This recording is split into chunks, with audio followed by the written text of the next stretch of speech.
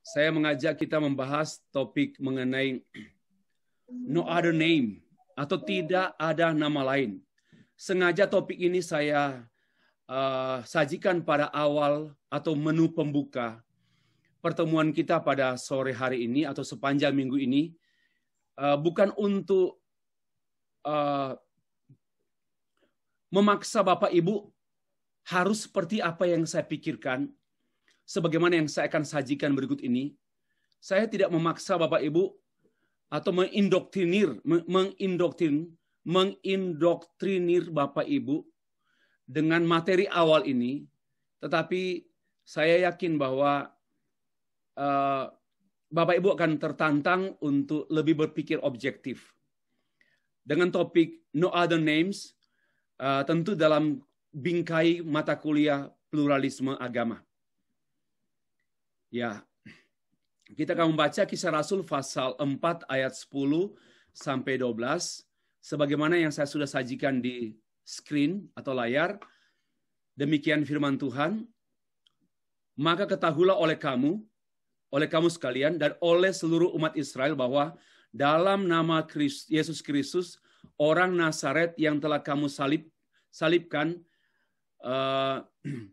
tetapi oleh karena Yesus itulah orang itu berdiri dengan sehat sekarang di depan umum. Ini satu argumentasi satu argumentasi Petrus terhadap banyak orang yang meminta pertanggungjawaban mengenai orang yang sakit dan disembuhkan. Dan dia menyatakan demikian. Yesus adalah batu yang dibuang oleh tukang-tukang bangunan, yaitu kamu sendiri, namun ia telah menjadi batu penjuru. Dan keselamatan tidak ada dalam siapapun juga selain dalam Dia, sebab di bawah kolong langit ini tidak ada nama lain yang diberikan kepada manusia yang olehnya kita diselamatkan. Dari teks ini kita membahas mengenai topik tidak ada satupun nama lain. There is no any other's name. Tidak ada satupun nama lain. Nah, pernyataan ini pada waktu kita sampaikan di tengah-tengah konteks masyarakat majemuk, kalau kita bicara dalam gedung gereja, okay, no problem. Tidak ada objection. Tidak ada yang keberatan. Walaupun tentu juga masih terbuka peluang orang-orang yang berbeda pandangan dengan kita. Boleh jadi dalam gereja, boleh hanya mereka mungkin sungkan memberikan tanggapan oleh karena pernyataan ini sudah pernyataan verbal yang diakui oleh pada umumnya orang Kristen. Tidak ada nama lain selain nama Yesus Kristus Tuhan kita. Nah, tetapi tidak dapat dipungkiri dalam kenyataan ada pelbagai tanggapan.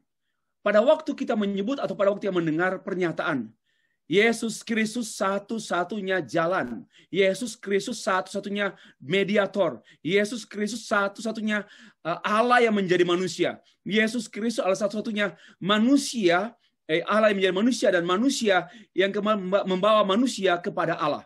Nah, ini akan menimbulkan, yang pertama, Petrus dan Yohanes, tentu kalimat ini dianggap luar biasa, ya, extraordinary. Luar biasa. Satu extraordinary statement of faith. Satu pengakuan iman yang luar biasa. Tapi menurut anggapan saya, seperti bagaimana Petrus dan Yohanes hanya dua orang, ini mewakili kelompok minoritas. Artinya kelompok kecil di dalam kekristenan. Jadi dalam kekristenan hanya sejumlah kecil orang yang menganggap pernyataan tidak ada nama lain itu sebagai sesuatu yang wow. Sebagai sesuatu yang luar biasa. Nah, namun di sisi lain, tema ini, topik ini dianggap biasa oleh kebanyakan orang Kristen. Dan tidak terkecuali mungkin juga sudah dianggap biasa dan dianggap biasa saja oleh para pelayan Tuhan. Karena dianggap biasa, mungkin dalam 2 tahun nggak pernah dikhotbahkan. Mungkin dalam 2 tahun, bahkan mungkin dalam 5 tahun, nggak pernah dikhotbahkan, karena dianggap biasa. Ya, coba kita tanya, coba kita dengar respon orang pada waktu kita berkata di antara orang Kristen, entah kita ke Manado, ke Medan, atau ke Papua, ke Ambon, kemana saja, yang saya nggak sebut mayoritas, yang lebih banyak jumlah penganut agama Kristen. Ya, ya lebih banyak. Nah, coba kita bicara bahwa tidak ada nama lain, hanya Yesus. Mungkin mereka hanya mengangkat kening, oke? Dan dia biasa. Dan memang mereka tidak bermasalah, mereka tidak mempermasalahkan kalimat itu, tetapi dianggap biasa saja. Karena sudah bosan, karena sebenarnya bukan juga bosan. Mereka tidak memahami jantung kekristenan. Mereka tidak memahami jantung kekristenan pada pernyataan seperti ini. Tidak ada nama lain. Ini sebenarnya pusat kekristenan pada pernyataan tidak ada nama lain kecuali nama Yesus Kristus Tuhan kita. Maka dianggap biasa. Secara khusus, pernyataan ini dianggap biasa di kalangan mayoritas atau komunitas orang Kristen. Saya nggak menyebut orang percaya. Saya menyebut orang Kristen. Lalu di sisi lain dianggap berbahaya oleh banyak orang non-Kristen. Karena mereka akan kaget dan wah ini seperti halilintar yang begitu menyambar mereka, atau saya sebut seperti harimau yang bangun dari tidur karena mendengar tidak ada nama lain. Semua kalian kelainan. Hanya ada nama yang satu ini, Yesus Kristus. Saya pikir muncullah gigi taring yang tersembunyi bisa muncul, bisa keluar. Ya, karena ini satu pernyataan yang dianggap arogansi.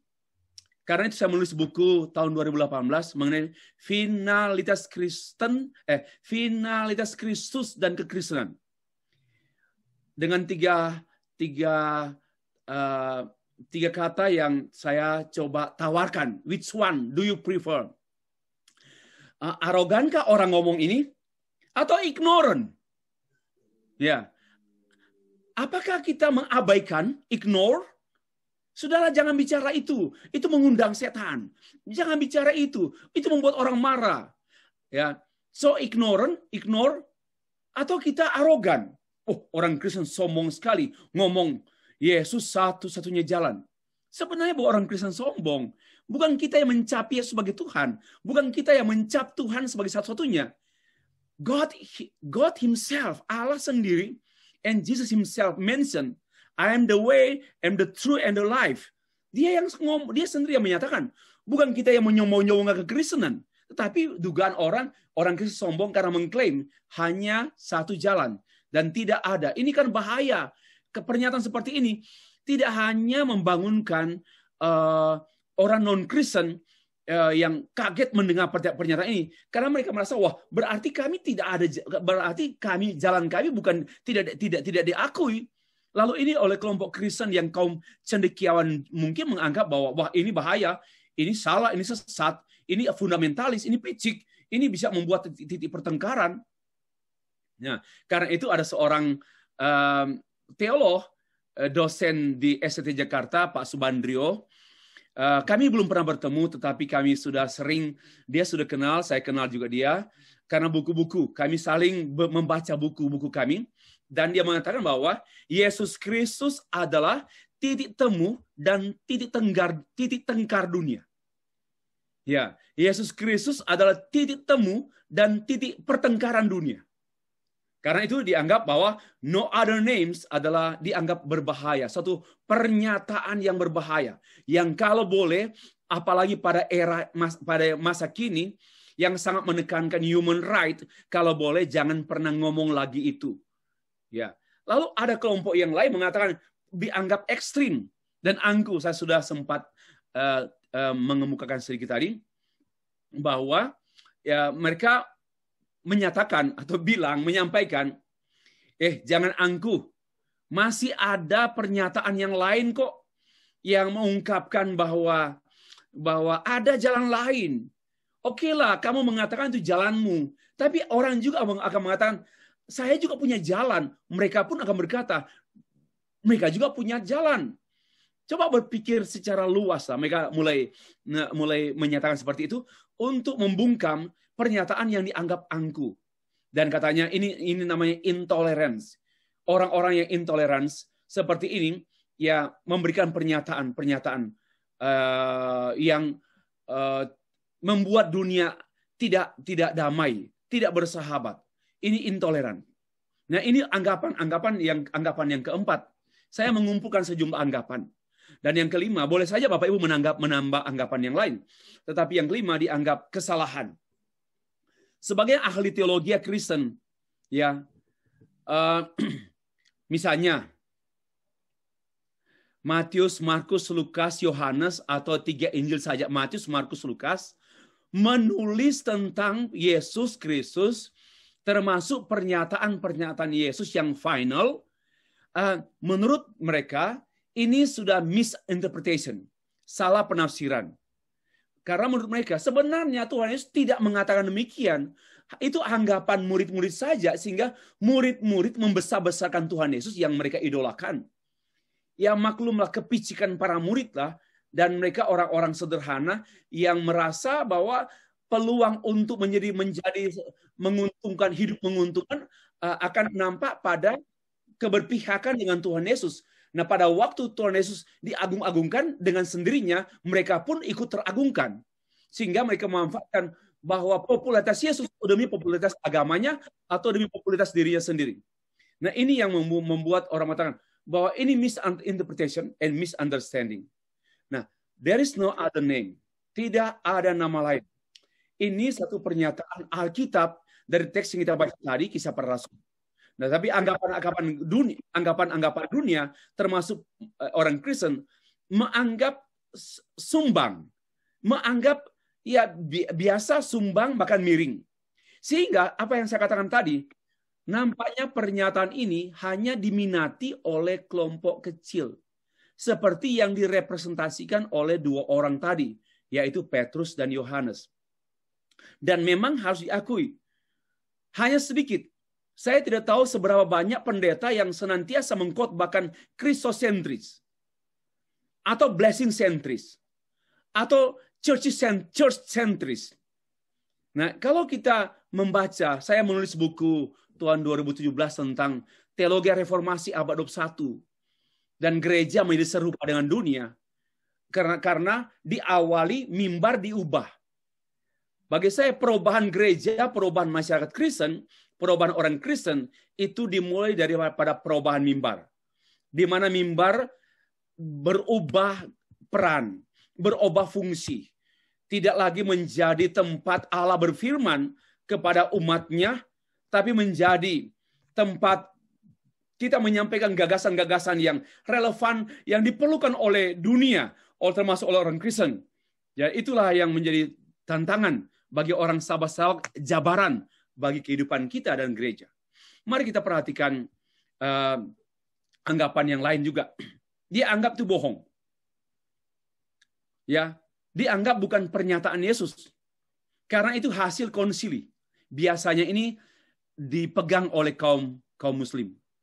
Bahwa sebenarnya Tuhan Yesus tidak pernah mengatakan bahwa dia Tuhan, dia jalan, dia keselamatan, one and only. Tetapi ini kan rumusan gereja. Jadi konsili Kalsedon atau konsili Nisea yang merubah Alkitab itu according to kelompok muslim yang tidak terpelajar. Hanya suka menuduh-nuduh, tetapi sebenarnya tidak ngerti dokumen-dokumen klasik Alkitab. Ya, tidak ngerti. Ya, saya tidak suka menuduh kitab mereka karena saya tidak paham dan saya tidak mempelajarinya. Kalau mereka tidak mempelajari sesungguhnya kita, tetapi lebih banyak ngomong. Itu yang sangat menyedihkan. Nah, ada pernyataan kaum pluralis juga, bahwa sebenarnya ini bukan pernyataan Tuhan Yesus, ya, melainkan ini salah paham. Salah paham. Karena istilah ego eimi Tuhan itu, dia mempunyai maksud tersendiri, bahwa dia tidak sedang mendeklarasikan dirinya bahwa aku adalah jalan. Dia tidak sedang mendeklarasikan dirinya, melainkan dia sedang menjelaskan sesuatu yang bermakna lain. Itu anggapan, maka itu orang mengatakan bahwa ini anggapan yang bohong. Ini anggapan yang mengandung kebohongan. Nah, ada 3 agama yang mengklaim kalimat yang hampir sama, bahwa tidak ada tidak ada yang lain. Ya, tidak bisa dipungkiri. Islam, Kristen, dan Yahudi. Islam mengatakan tidak ada Tuhan selain Allah. Ya, tidak ada Tuhan selain Allah. Nah, ini Satu pernyataan sebenarnya mereka pun memiliki pernyataan final, unik, final. Nah, tetapi kalau saya sudah tulis dalam buku saya, yang buku tipis tentang nama-nama Allah, mereka menyebutnya itu sebenarnya dalam pengertian subordinatif, kontradiktif, dan konfrontatif. Karena itu, pernyataan ini bernuansa marah, bisa untuk perang. Kalau kita tidak, ya beda. Pernyataan tidak Yesus adalah satu-satunya jalan. Itu satu pernyataan syukur. Ya. Satu pernyataan syukur bukan untuk kebanggaan dalam arti membanggakan diri, tetapi sebenarnya mengagungkan Tuhan Yesus. Jadi satu pernyataan pengagungan Tuhan Yesus. Tetapi yang lain, tidak ada Tuhan selain Allah. Itu dari kalimat ini, tidak ada Tuhan selain Allah, ada unsur subordinatif. Ya, kalau kita jelas sekali, tidak ada Allah lain. Titik. Bukan selain, tidak ada selain. Nah, tidak ada selain, kata selain. Tegas sekali. There is no other God. Tidak ada Allah lain. Titik. Nah, tidak ada Allah kecuali aku. Nah, akulah yang, kenapa? Karena dalam Ulangan pasal 32 ayat 39, kata tidak ada Allah kecuali aku. Kenapa? Karena akulah yang mematikan, akulah yang menghidupkan. Tidak ada yang lain. Apa artinya? Antara tidak ada yang memberi hidup kecuali Allah. Dan tidak ada yang menentukan kematian juga selain Allah. Bicara soal mati hidup itu bicara soal yang fundamental. Ya, ini yang dijelaskan dari teks ini. Jadi memang berbeda sekali, walaupun ada terdengar kesamaan atau terlihat terbaca kesamaan, tidak ada Tuhan selain Allah. Beda dengan tidak ada Allah lain. Itu pernyataan. Ya, ini pernyataan. Nah, klaim kalau Yahudi kan sama dengan Kristen. Ini. Nah, klaim yang lemah. Nah, biasanya kemudian kalau mau saya mengatakan bahwa pernyataan di atas ini menurut saya lemah. Lemah. Sedangkan di bawah itu mutlak, absolut, final. Mengapa lemah? Karena masih ada kekecualian. Selain. Ya, masih ada kekecualian. Nah, menurut saya, klaim yang lemah akan menjadi agresif aktif. Dalam buku saya memberikan analogi, cenderung membela dengan cara apapun. Yang penting Allah jangan diganggu. Kita tidak membiarkan Allah dihina. Kita tidak membalas orang menghina Allah kita. Karena keyakinan iman yang absolut, itu yang tidak perlu membela. Kalau mereka memperjuangkan, berusaha untuk membela. Kenapa? Karena mereka agresif, aktif. Cenderung membela. Membela Allah, membela agama, membela kepentingan. Dan ini gampang ditunggangi oleh politik. Agama yang memiliki perjuangan pembelaan sangat gampang ditunggangi oleh kepentingan politik. Saya tidak menyebut seperti apa. Ya, cara yang paling ampuh ya untuk membela mereka, untuk mereka membela agama mereka dengan cara menyerang. Kenapa? Karena lemah. Ya, biasanya kalau dalam ilmu strategi, kalau kita mau perang dan musuh kita adalah jumlahnya banyak dan terampil berperang, maka saya yang lemah, jumlah sedikit, caranya apa? Nyerang duluan. Kalau mau tunggu mereka menyerang kita, kita sudah tahu-tahu kita lemah dalam hal jumlah maupun dalam hal skill perang. Ya, kita pasti salah, itu pasti kalah. Nah, cara orang lemah untuk menang perang, serang dulu. Nah, biasanya kalau yang lemah keyakinan, lemah rumusan teologis, lemah pemahaman agamawi, biasanya lebih banyak menyerang. Lagi pula menyerang kelompok kecil yang adalah disebut mereka adalah minoritas. Karena mereka adalah agresif, aktif. Nah, klaim yang kuat, yang agresif, pasif. Kita ini agresif, tapi pasif. Yaitu agresif, pasif itu adalah agresif dalam pengertian menghormati dan memberitakan. Tidak membela, dan tidak menyerang orang yang tidak mengakuinya. Ya, ini yang saya sebut, ini istilah saya. Tapi istilah ini sudah cukup lama di buku saya. Agresif pasif, agresif aktif. Yang orang yang lemah klaim finalitasnya, oh itu jangan diganggu.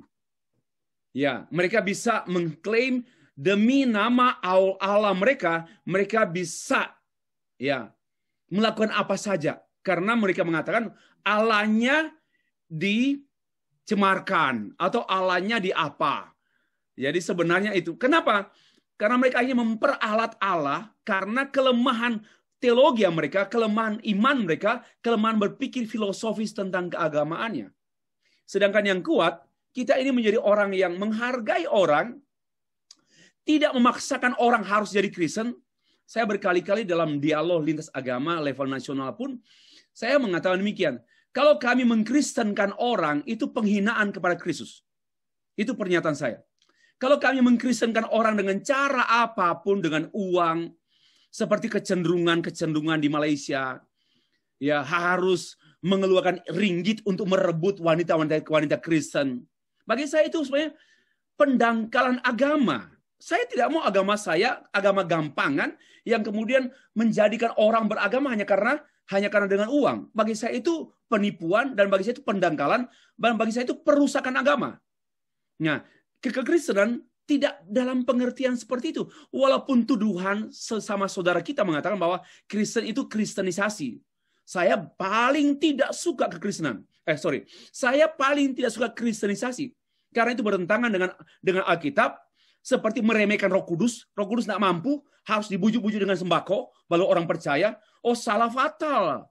Ya, salah fatal. Tidak seperti itu. Maka saya tidak suka namanya agresif dalam hal kita harus agresif secara teologis, pemikiran, doa, pemberitaan. Tidak agresif secara politis, ekonomi, budaya, dan sebagainya. Itu perbedaan kita dengan sesama orang yang berbeda agama dengan kita atau berbeda iman. Nah, kita kembali pada teks Kisah Rasul pasal 4 ayat 12. Teks ini adalah bagian dari apologetika atau pertanggungjawaban Petrus dan Yohanes. Karena mereka diperhadapkan dalam sidang imam besar yang dihadiri oleh imam besar, para tua-tua dan ahli Taurat.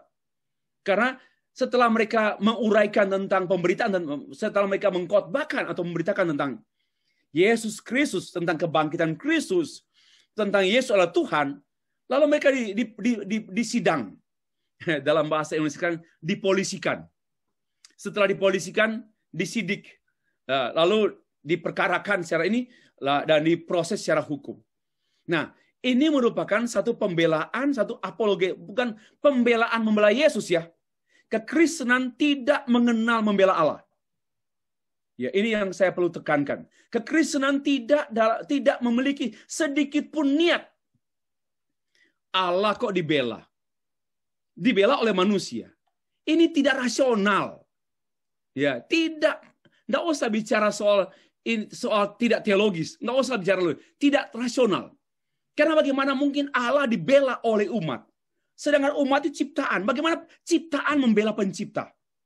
Inilah sebenarnya satu spirit yang bagi saya tanpa disadari oleh sejumlah pribadi dan kelompok.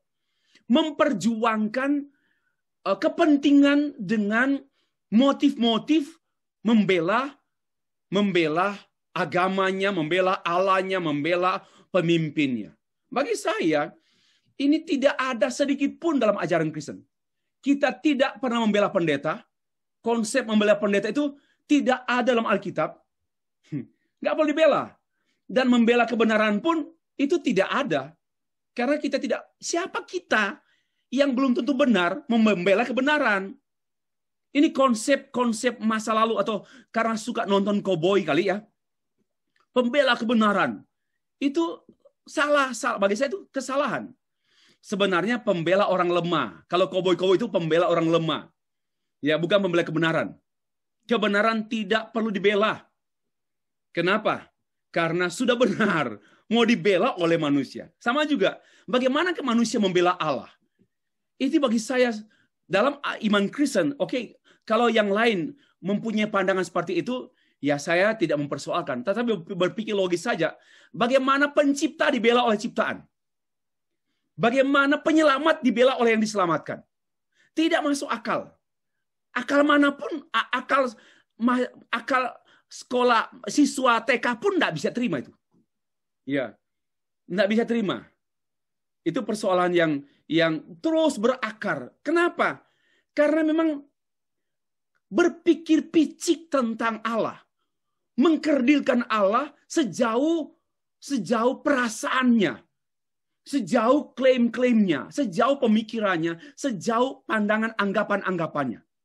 Nah, di sini sekali lagi kita tidak pernah mempunyai sedikit pun atau kemungkinan pun tidak ada. Kemungkinan membela Allah, kemungkinan, masih ingat waktu Petrus mau melayangkan pedangnya sehingga memutuskan telinga dari salah satu imam, dia bilang, sarungkan pedangmu. Ya, sarungkan pedangmu. Lagi pula Tuhan Yesus tidak mau dibela. Ya, dia memang mempunyai misi untuk harus ke salib. Tidak usah dibela. Masih ingat Tuhan Yesus mengatakan, enyalah kau iblis. Kenapa? Petrus mencoba untuk membela Tuhan Yesus supaya tidak diperlakukan secara tidak patut. Tapi Tuhan Yesus mengatakan, enyah kau iblis. Jadi membela Allah itu sebenarnya pekerjaan iblis.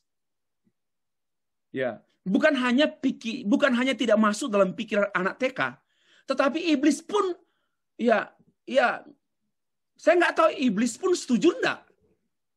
Jangan-jangan iblis nggak setuju juga membela Allah. Karena setahu saya, iblis pun tidak pernah, tidak, kecuali mungkin dia mensponsori lah. Oke, jadi apalagi membela pemimpin agama. Kalau pemimpin agamanya memang jorok, memang pemimpin agamanya melakukan tindakan amoral, menyalahi aturan hidup bermasyarakat, negara, kenapa mau disembunyikan? Ya diproses secara hukum. Sama juga, kalau memang terbukti pihak agama itu harus mendisiplinkan pemimpin agama tersebut. Biasa di gereja itu, kalau ada pendeta yang sedikit nakal atau banyak nakalnya, pasti sinode pimpinan gereja akan membina dan mendisiplinkan. Dan tidak ada pembelaan terhadap pemimpin agama Kristen, tidak ada. Oke, ini penting sekali. Ya, nah, Petrus dan Yohanes tidak membela, melainkan memberi pertanggungjawaban. Ini kalimatnya. Give accountability. Memberi pertanggungjawaban. Nah, dan mereka yang menyidang dua orang ini, mereka menjadi marah terhadap Petrus karena Petrus dan Yohanes memberitakan bahwa dalam Yesus ada kebangkitan orang mati. Berarti terkait dengan dalam Yesus adalah sumber hidup. Yesus itu pemberi hidup. Yesus itu membangkitkan, memberi hidup. Yesus itu Allah. Kalimat ini membangkitkan orang mati. Apa artinya? Yesus itu adalah menentukan mati hidup seperti dalam ulangan tadi. Karena orang lumpuh sejak lahir disembuhkan dalam nama Yesus. Ada kebangkitan orang mati. Nah, ini background seperti itu. Nah, firman Tuhan dan kuasa Tuhan adalah dua hal yang tidak terpisahkan dalam pelayanan Petrus dan Yohanes. Tidak terpisahkan dalam kekristenan juga. Maka ini pun ya hanya seringkali ini dibuat pincang oleh kelompok rasionalisme yang hanya menekankan firman yang tertulis, dan kelompok fundamentalisme menekankan kuasa yang dialami. Ini ada bagi saya dualisme. Ya, dualisme. Ya, ini sebenarnya hal-hal yang pincang. Jadi bukan hanya kelompok-kelompok non-Kristen yang menjadi marah, tetapi juga di kalangan Kristen sendiri terjadi hal yang tidak seimbang atau tidak sesuai. Pada waktu mengatakan tidak ada nama lain, lalu ada yang menekankan nama itu hanya pada hal aspek kuasa. Ya, tidak ada nama lain. Nama itu hanya menyembuhkan, mengusir COVID-19. Ya, itu nama itu. Lalu yang satu sisi, nama itu berbicara berkenaan dengan pernyataan, revelation.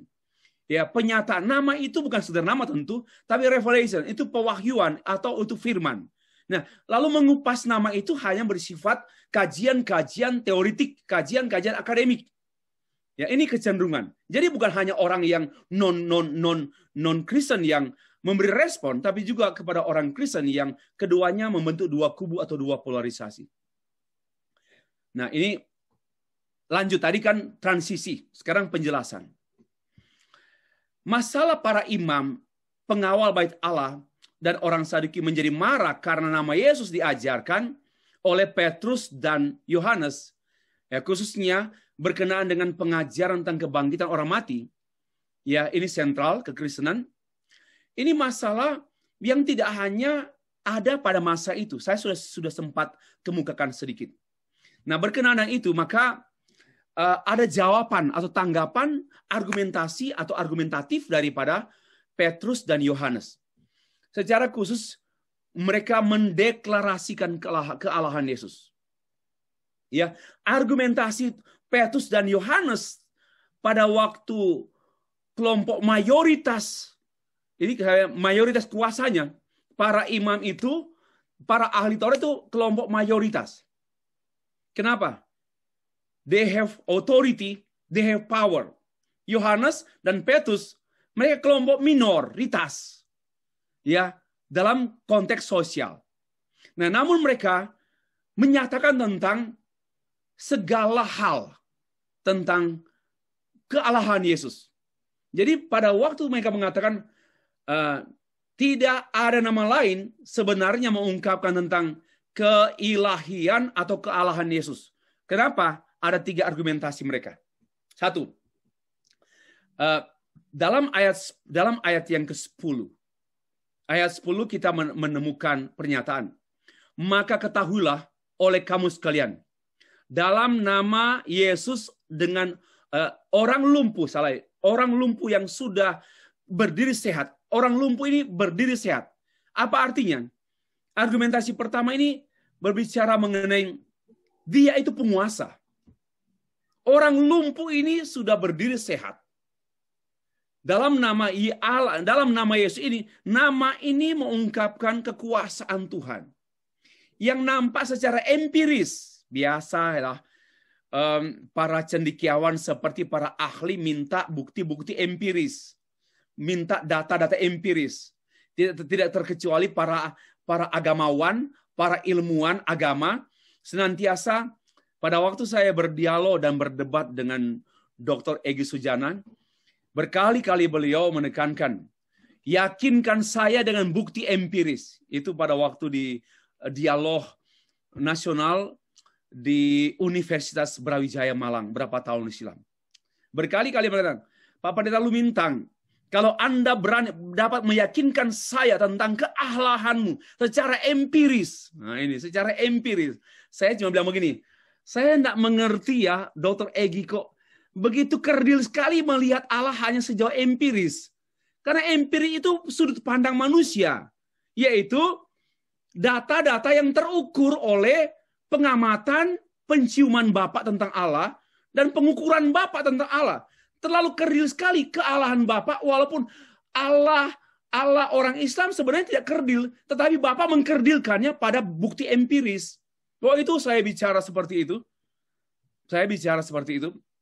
Nah, sama juga di sini Yohanes dan Petrus mengungkapkan tentang kealahan Yesus pada waktu mereka menyatakan tentang orang lumpuh sekarang berdiri. Dia lumpuh. Saya beri hanya dalam nama Yesus. Hanya dalam nama Yesus mengungkapkan bahwa nama itu mengungkapkan kekuasaan Yesus sebagai Allah. Itu poin yang pertama. Itu argumentasi yang pertama. Lalu argumentasi yang kedua, yang saya simpulkan tadi penguasa, lalu yang kedua penentu. Tuhan Yesus adalah batu yang dibuang oleh tukang-tukang bangunan, yaitu para imam, panjenengan, sampean, ya, yang bertanya, para ahli Taurat, namun ia telah menjadi batu penjuru. Batu penjuru apa artinya? Batu utama. Ya, main stone. Batu yang menentukan, karena dia utama. Nah, di sini saya menjelaskan bahwa Petrus dan Yohanes sedang memberitakan memberikan pertanggungjawaban. Why you mention that there is no other name, other God, only Jesus you mention. Dengan alasan argumentasi yang kedua, bahwa Tuhan Yesus adalah batu yang dibuang orang. Yaitu sampean kalian membuang dia. Tapi yang kalian buang, itulah yang ditentukan oleh Allah. Kalian membuang apa yang Allah tentukan. Kalian menolak Allah sebenarnya. Ya, ini kalimat yang kedua, argumentasi yang kedua. Ya, yang dibuang oleh para imam ternyata menentukan. Ya, ini yang kedua, argumentasi yang kedua. Argumentasi yang ketiga, tambah lagi. Tidak ada nama lain yang diberikan kepada manusia. Ya, tidak ada nama lain yang diberikan kepada manusia. Atau tidak ada jalan lain. Tidak ada penembus lain. Penyelamat lain. Tidak ada secara absolut. Ini kunci mati. Ini final. Tidak ada, ini kalau lihat dalam teks Yunani itu mengungkapkan bahwa sesuatu pernyataan yang tidak bisa, yang secara absolut tunggal, dan tidak bermakna ganda atau tidak memberi ruang sedikit pun kepada kemungkinan yang lain. Inilah namanya, tidak ada nama lain yang diberikan kepada manusia, yang olehnya manusia dapat diselamatkan. Di mana? Di bawah kolong langit ini. Maka ditegaskan dua lagi. Di bawah kolong langit ini. Bahwa tidak nama lain. Ya, ini dua hal yang mengungkapkan tentang finalitas. Bahwa di bawah kolong langit ini tidak ada. Lalu tidak ada nama lain. Ini menyangkut kemutlakan. Yesus itu mutlak. Dan mutlak itu karena Allah Bapa. Nah, jadi saya menyimpulkan di sini, tidak ada nama lain selain Allah yang hanya satu. Tetapi yang satu itu adalah memiliki 3 atribut yang bersifat tunggal. 3 atribut bersifat tunggal dan 3 peran bersifat tunggal. Bahwa dia adalah penguasa, penentu, dan penyelamat. Inilah uraian saya. Sekali lagi saya tidak bermaksud untuk menyetir Bapak Ibu dengan cara menyajikan pada awal kuliah materi ini supaya menggiring Bapak Ibu untuk mengikuti alur saya. Saya evangelical, saya reform, dan saya tidak bermaksud untuk bersifat mencekoi atau menggiring Bapak Ibu dengan sajian awal saya ini. Karena Bapak Ibu juga saya yakin begitu akrab, sudah bukan hal yang baru. Renungan ini renungan awal pembuka kelas kita. Oke, Bapak Ibu. Siapa yang menyatakan no other name? Bukan sembarangan orang. Yaitu Petrus dan Yohanes. Siapa yang kita kan sekarang menuntut mengenai otorisasi dan originalisasi. Bahwa yang menyatakan tidak ada nama lain, no other names, ada 2 pribadi yang namanya Petrus dan Yohanes. Karena begini, siapa mereka? Kan orang akan bertanya, siapa mereka? Orang murid Tuhan yang kampungan juga. Siapa mereka? Tetapi saya memberikan juga teks ini mengungkapkan mengenai argumentasi, mengenai sama dengan buku yang saya tulis pada tahun 2009 tentang reindonesianisasi bangsa. Itu berjumlah 800 lebih halaman. Dan itu buku yang kemudian dibredel oleh penguasa kita. Tidak boleh disebarkan lagi. Dengan surat resmi ke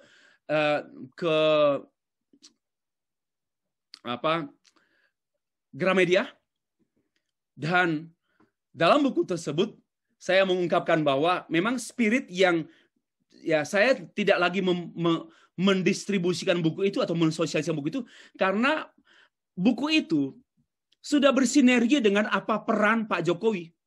Lah untuk apa saya harus mencari keuntungan dengan menjual buku itu pada masa kini? Lagi pula sudah habis. Saya nggak punya uang lagi untuk mencetaknya sebanyak 2.000 sekitar 105 juta. Untuk 2.000 eksemplar karena tebalnya 800 lebih dengan hardcover.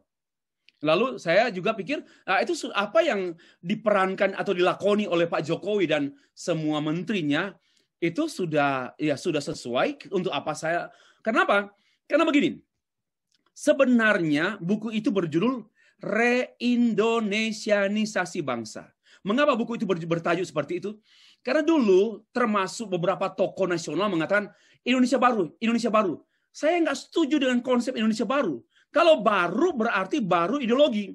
Baru semua dong, termasuk baru landasan. Maka saya betul-betul menyatakan pernyataan Indonesia baru karena krisis ekonomi yang melanda pasca reformasi kan, reformasi politik. Lalu Indonesia terpuruk dalam hal ekonomi yang sebenarnya terpuruk dalam hal moral bangsa. Itu akar. Ya, lalu nampak pada ekonomi bangsa dan politik bangsa. Nah, saya mengatakan bahwa sebenarnya bukan Indonesia baru, itu salah berpikir. Itu pengkhianatan terhadap bangsa. Yang benar adalah kita harus mengembalikan Indonesia reindonesianisasi, yaitu kembali pada Indonesia yang pernah ada, yang pernah ideal pada zaman Mojopahit, pada zaman Sriwijaya, Budi Utomo, dan pada waktu deklarasi Sumpah Pemuda, dan juga pada waktu pernyataan sampai pada proklamasi. Itulah Indonesia yang asli. Nah, sekarang mau diajak ke Indonesia yang lain. Indonesia yang berbau bangsa-bangsa lain. Indonesia yang berbau agama tertentu. Bagi saya ini pengkhianatan terhadap bangsa. Dan itu sedang diperjuangkan kan beberapa tahun terakhir ini. Tapi syukur Tuhan bermurah hati sehingga menampilkan sosok pemimpin yang baik untuk sekarang ini. But I don't know about tomorrow. Saya nggak tahu hari esok. Setelah tahun 2024. Ya tetap Indonesia dalam kontrol Tuhan. Hanya saya mengatakan demikian. Penggagas Pancasila itulah bukan dan Undang-Undang 45, Undang-Undang Dasar 1945 adalah bangsa orang-orang yang memiliki yang originalitas keindonesiaan itu kuat dan berotoritas. Sama juga dengan Paulus dan sama juga dengan Petrus dan Yohanes, mereka bukan orang sembarangan. Ya, mereka yang para founding fathers itu minimal saya memberikan 5 atribut mereka. Ya, mereka adalah orang-orang nasionalis, beragama, tapi tidak mengedepankan egoisme agama pribadi. Wah, itu saya kemukakan. Yang kedua, tidak ditemukan mereka itu adalah suka main proyek bangsa. Ya, pemimpin-pemimpin suka main proyek bangsa, proyek-proyek negara untuk keuntungan. Mereka tidak koruptor. Haji Agus Salim, Soekarno-Hatta, siapa lagi yang dari Medan dan dari Ambon. Orang-orang yang tulus pemimpin bangsa. Nah, sama juga dengan pernyataan Petrus dan Yohanes ini. Ya, mereka bukan orang sembarangan. 1 ayat 8. Petrus penuh Roh Kudus. Bukan penuh roh kuda. Ini jadi berotoritas sekali. Pada waktu mereka mengatakan tidak ada nama lain. Itu pernyataan dalam kontrol Roh Kudus. Karena mereka penuh Roh Kudus. Ya. Yang kedua, mereka penuh firman. Coba perhatikan dalam pasal 3 sampai ayat 11 sampai 26. Itu khotbah Petrus yang tentang perjanjian lama sampai pada penggenapan. Mereka kaya firman. Mereka teolog waktu itu. Ya, mereka penuh firman. Dan yang ketiga, mereka penuh keberanian karena firman. Mari kita berani karena firman. Bukan berani karena proyek. Bukan berani karena kepentingan. Tapi bukan berani karena gereja. Tapi berani karena firman Allah. Termasuk hal ini di tengah-tengah zaman. Kita harus tetap berani sebagai hamba Tuhan di tengah-tengah zaman ini. Berani, apalagi pada masa kini, kita sedang diperhadapkan dengan gelombang pendangkalan kebenaran dengan spirit postmodernisme seperti yang tampil dengan perilaku atau pandangan pendukung pencinta LGBT yang menempatkan hasil penelitian psikiatri di atas kebenaran firman Tuhan. Sudah berabad-abad istilah LGBT, homoseksual, sudah selesai oleh gereja. Muncul tiba-tiba lagi pada permulaan abad postmodern ini, era postmodern. Kenapa? Karena akhirnya orang lebih berani mengikuti arus zaman, pendapat pada umumnya orang, daripada pendapat firman Tuhan. Kita harus berani karena kebenaran firman Tuhan. Yang kedua, yang keempat, Yohanes dan Petrus orang-orang yang penuh ketaatan. Ya, penuh ketaatan ayat 19. Baca sendiri. Dan yang terakhir, penuh komitmen sebagai saksi Tuhan. Nah, inilah yang membuat saya tidak menyaksikan pernyataan Petrus dan Yohanes bahwa mereka menyatakan tidak ada nama lain, karena mereka berbicara itu secara bahwa mereka adalah hamba Tuhan yang berotoritas seperti lima atribut: penuh Roh Kudus, penuh firman, penuh keberanian karena firman, penuh ketaatan dan penuh komitmen sebagai saksi Kristus. Nah, implikasinya tidak ada nama lain. Karena apa? Karena apa? Tidak ada nama lain. Karena tidak ada yang lain. Apa artinya? Hanya satu-satunya. Maka implikasi etis, satu. Ini menjelaskan mengenai identitas orang Kristen jelas. Ya, kita punya identitas, yaitu identitas pengikut Kristus yang jelas. Dan kita mengikut yang jelas. Tidak di antara, boleh di sana, boleh sini. Our identity is clear, yaitu Christ dan no others. Ya, orang Kristen harus mempunyai identitas jelas. Christ is our identity, and there is no others. Tidak ada yang lain. Yeah, this is final. Ya, yang kedua, ada satu implikasi. Tadi implikasi etis. Implikasi etis berkenaan dengan identitas. Ya, tidak boleh mengambang. Tidak boleh mendua, tidak boleh abu-abu, tidak boleh putih hitam, tidak boleh ngambang, tidak boleh gamang, tidak boleh bingung, harus jelas. Disinilah berkenaan dengan mata kuliah after this. Yang kedua, implikasi pastoral. Pada waktu itu kita mendengar atau berkata, tidak ada nama lain. Ini memberikan kenyamanan kepada kita. Sudah, jangan cari yang lain. Kita bingung, coba sana, coba sini, coba sana. Kita peaceful. Kita tenang. Ini implikasi pastoral. Orang mendua hati bingung dan gelisah. Pastoral bertolak dari tidak ada nama lain. Ini memberikan satu kenyamanan pastoral. Orang percaya. Kenapa? Tidak ada penguasa lain. Tidak ada penentu yang lain. Tidak ada penyelamat yang lain. Titik. Nggak usah repot-repot cari upaya-upaya yang lain. Ini satu kenyamanan pastoral. Dan ini kekuatan pelayanan gereja. Ini kekuatan hamba-hamba Tuhan. Ya, yang ketiga, implikasi misiologis. Kita, karena tidak ada nama lain, kita harus menjadi agresif dalam pemberitaan Injil. Oh, tidak ada pintu lain? Misalnya ya, ada terjadi, saya pernah mengalami itu di Kalimantan. Waktu saya masih mahasiswa, pelayanan di sana. Lalu kapal kami bertabrakan dengan kapal dari arah, kami dari Kuala Kapuas, dan satu kapal motor yang besar dari arah Palangkaraya. Dan kami bertabrakan. Sehingga dua kapal ini oleng. Ya. Dan waktu itu hanya satu pintu yang tertutup. Lalu kami ada orang yang mendobrak pintu yang tertutup, lalu ini jalan lagi. Karena ini genting, menyangkut mati hidup. Nah, menyangkut mati hidup, maka perlu menunjukkan jalan. Ya, jangan tutup semua pintu itu. Harus buka pintu.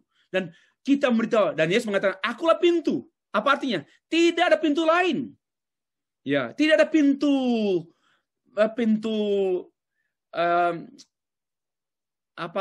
alternatif. Only one gate. Dan sebutannya adalah gate. Coba baca dalam kitab Yohanes. Tuhan Yesus tidak berkata, I am a door. No, bukan pintu kecil. I am the gate. Akulah pintu gerbang. Pintu gerbang biasanya only one. Ini harus menjadi seorang agresif. Kenapa? Hanya satu pintu. Tetapi agresif kita tidaklah bersifat politis. Seperti yang lemah klaim finalitasnya. Lemah rumusan teologisnya. Dia akan menggunakan uang, politik, ya ekonomi, budaya untuk menggolkan agamanya. Akhirnya menghasilkan agama-agama yang dangkal. Agama tak bertuhan. Dan lalu memperalat Tuhan dalam agamanya. Ya, ini implikasinya. Mari kita juga memperhatikan menjadi hamba Tuhan yang seperti Petrus dan Paulus, dikuasai oleh Allah, penuh Roh Kudus, penuh firman, penuh keberanian, penuh ketaatan dan penuh komitmen. Demikianlah materi awal pembuka kelas. Ini pintu atau kunci membuka kelas.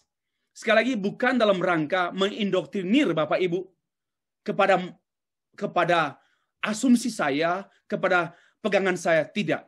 Tapi karena Bapak Ibu juga adalah sarjana-sarjana masa yang bukan sekedar mengikut, tapi juga pemikir untuk mengambil keputusan. Demikianlah presentasi saya pada awal kuliah ini.